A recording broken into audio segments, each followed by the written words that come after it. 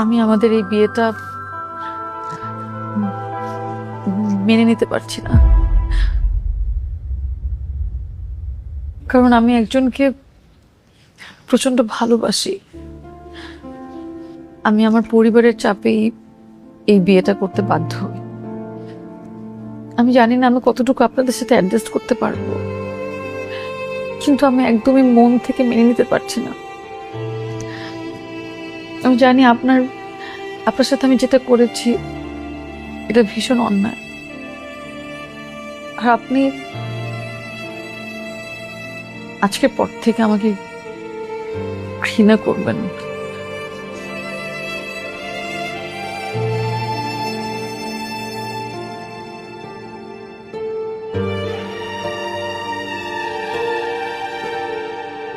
দেখুন, আপনি কোনো অন্যায় করেননি। আপনি তো আমাকে সত্যটাই বলেছেন। আপনি চাইলে তো লুকোতেই পারতেন। সেটা না করে আপনি আপনার অতীতের কথা আমাকে বলেছেন, এটা তো অপরাধ না। উল্টো তো আপনার প্রতি আমার সম্মানটা বেড়ে গেল। সত্যিটা আমাকে অকপটে বলে দিলেন। দেখুন, যেদিন আপনার সঙ্গে আমার দেখা হয়েছিল, আমি আপনাকে ট্রেডিশনাল কথাবার্তার বাইরে আসলে জানতে চেয়েছিলাম যে আপনার অতীত কোনো সম্পর্ক আছে কিনা, কিন্তু আপনাকে প্রশ্নটা করার সুযোগই আমি পাইনি। এখন এমন সময় আপনি কথাটা বললেন, না পারবো আমি আপনাকে ছেড়ে দিতে, না পারছি ধরে রাখতে।